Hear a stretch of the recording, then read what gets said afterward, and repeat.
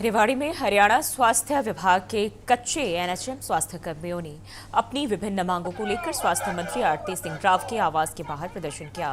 प्रदर्शनकारियों की मांगों में कर्मचारियों को नियमित करना, प्रमोशन के बाद वेतनमान बढ़ाना और नए ड्रेस कोड को स्थगित करना शामिल है। मंत्री के बाहर होने के कारण मुलाकात नहीं हो सकी और उनके निजी सचिव ने स्वास्थ्य कर्मियों की 28 जुलाई को चंडीगढ़ में बैठक तय कराई। प्रदर्शन के दौरान सुरक्षा व्यवस्था के लिए भारी पुलिस बल तैनात रहा।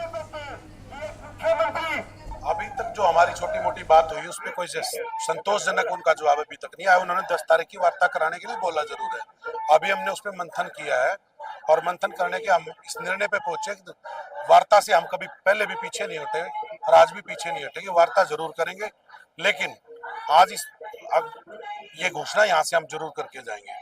अगर 10 तारीख को किसी प्रकार की वादा खिलाफी होती है, टाल मटोल का रवैया होता है, तो 11 से ही पुनः एक नया आंदोलन हम प्रदेश भर में लेकर के आएंगे। एमपीएच की राज्य प्रधान, हमारा आज एक दिन का रोष प्रदर्शन था। यहाँ हमारी कुछ जायज मांगे हैं जिनको सरकार अनदेखा कर रही है। बार बार मेल करवाने के बाद भी सरकार कोई संज्ञान नहीं ले रही है। ना ही हमारी जो एनएचएम की बहन जी हैं, रेगुलर बहन जी हैं, रेगुलर मेल को ना ही कोई टाइम पे सैलरी मिल रही है। कोविड के टाइम भी हमने इतना जोर शोर से हमारी सेवा प्रदान की थी, लेकिन फिर भी सरकार बिल्कुल भी हमारी मांगों को संज्ञान में नहीं ले रही है। हमारी कुछ जायज मांगे हैं, जैसे एनएचएम की बहन जी हैं, उनको कोई एफटीए वर्दी भत्ता कुछ भी नहीं मिल रहा। हमारी बार बार बात रखने के बावजूद भी कोई भी संज्ञान नहीं लिया जा रहा है। अगर ये हर दर में सरकार ऐसी चलती रही तो हमारी आगे आने वाले टाइम में भी हम वहाँ प्रोटेक्शन लगा रखी थी। अब वो रास्ते में आ रहे हैं और यहाँ भी हमने स्वास्थ्य मंत्री के निवास स्थान पर हमने सुरक्षा अपनी लगाई हुई है। वो ज्ञापन सौंपेंगे और यहाँ जो पीए हैं उनको हमने सूचना दे दी है, वो आकर के अपना ज्ञापन देंगे। बहन जी यहाँ है नहीं, जैसा भी आदेश होंगे इनको बताया जाएगा और अवगत करवा के फायरिंग किया। सर, ये कहाँ से आए हुए हैं? ये पहले ही बता चुके हैं कि पूरे स्टेट हरियाणा से आए हुए हैं। भारी पुलिस बल तैनात है, कितने की संख्या में? भारी पुलिस बल तैनात तो इसलिए है कि इनकी भी तो गैदरिंग करीब करीब मेरे ख्याल से 1000 के करीब है।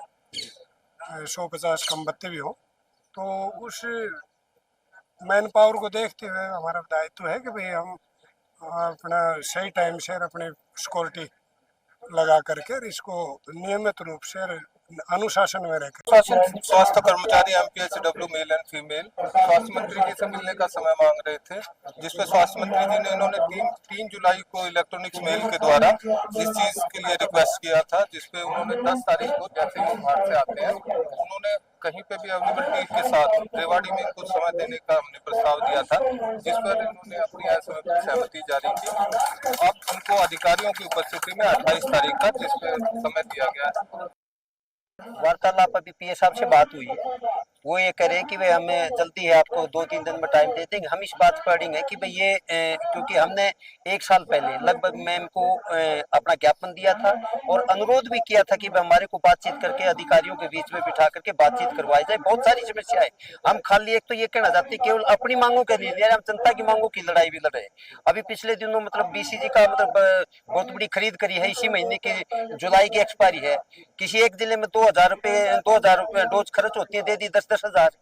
उसकी जांच हो, दवाइयां मतलब समय पर मिले, जनता को बेहतर स्वास्थ्य सेवा मिले।